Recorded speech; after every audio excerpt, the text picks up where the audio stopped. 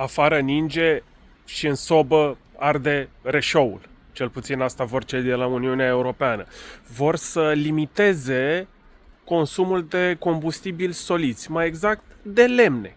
Deci, dacă stați la sate și aveți sobă, trebuie să introduceți un reșou în sobă sau o rezistență electrică, că din punctul lor de vedere, consumul de energie electrică pentru încălzire este mai bun, este mai verde. Nu contează că este de N ori mai scump, nu contează că în România nu se poate, nu contează că noi nu avem infrastructură să putem să susținem un consum de genul sau un sistem de genul. Dar pe ei ce interesează? La ei este cald și frumos. La noi, în schimb, ninge și este frig. Urmează minus 14 grade, așa că vă trebuie 14 reșouri.